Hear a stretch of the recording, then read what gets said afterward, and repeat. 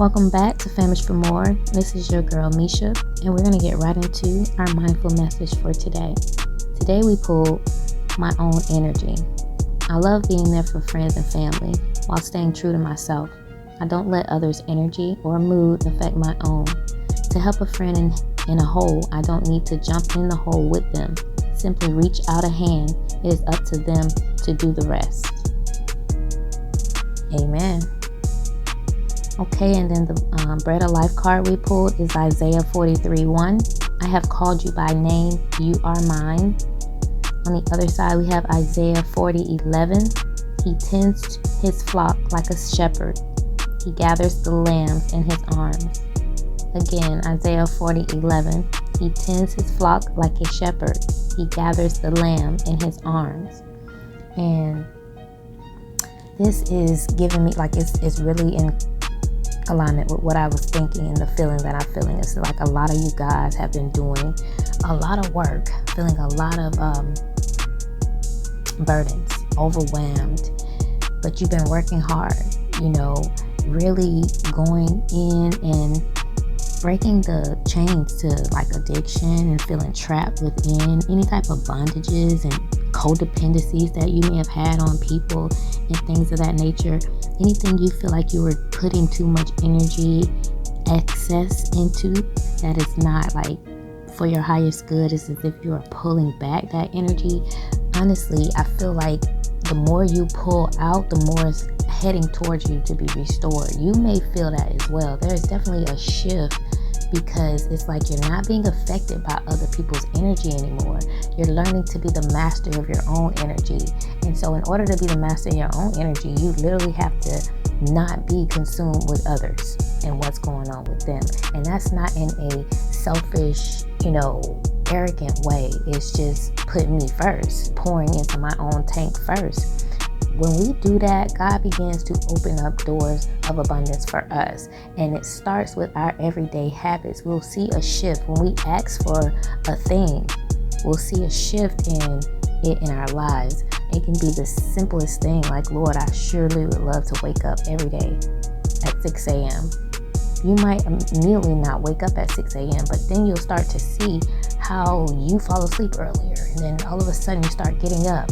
And then you don't need an alarm clock because you just get up. It's the simplest things of, I want to cut coffee and switch to, tea. It's the smallest things that goes up the scale of importance. That takes up a lot of energy in your life. It's like you guys are actually redirecting yourself to what you already knew what was right for you. It's just like sometimes we get drowned in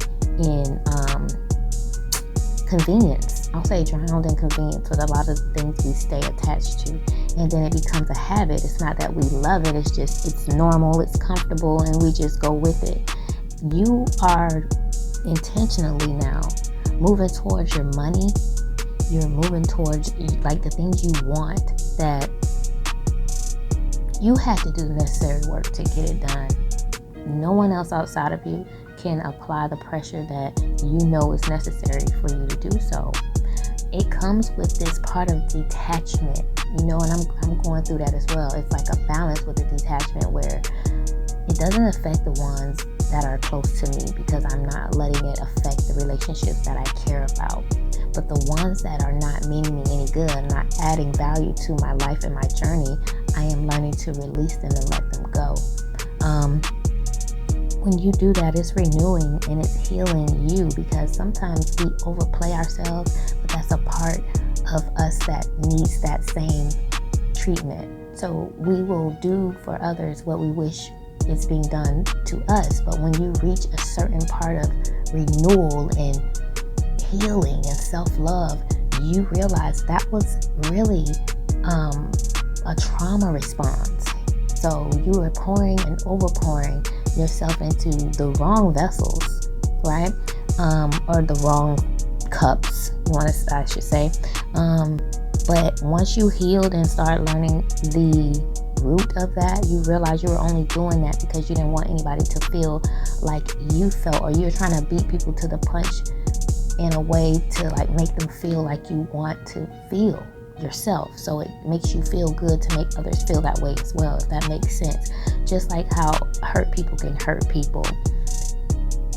Hurt people can also go out and over-love people, and they'll make themselves a doormat unintentionally, but that's what happens.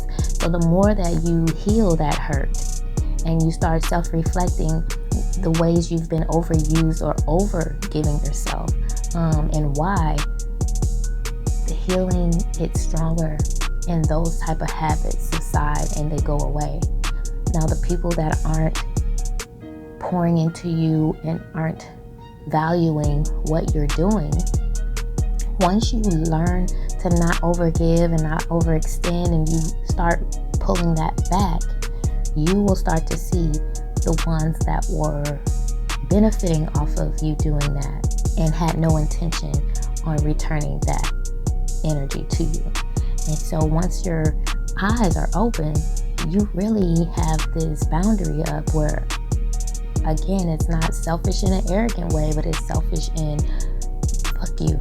You're not gonna get nothing from me anymore. All the energy that I poured into you, I am now pouring into me, my goals, my fitness, my health, my spiritual journey, and things of that nature. And so as a result, God is going to start blooming, and you'll begin to see the bloom of a beautiful flower that God has planted in your life, to show you that He's always been there, always been guiding you and guiding you to this beautiful garden with a flower of your harvest that you deserve.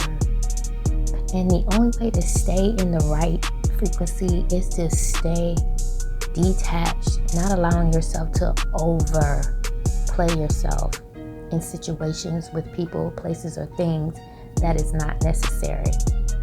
To have a level of detachment where I can help you but not get in there with you, like the card said.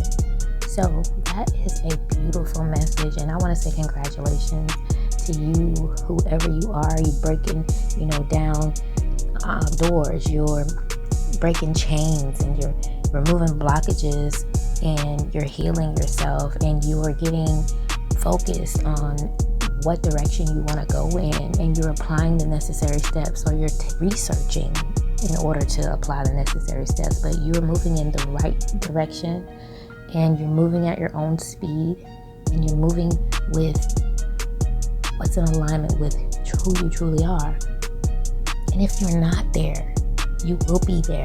Just keep going. If you landed on this video, you're already in the right frequency. So continue in that direction, and you will see abundance. You will see stability and long-term success in your life. It's destined for you.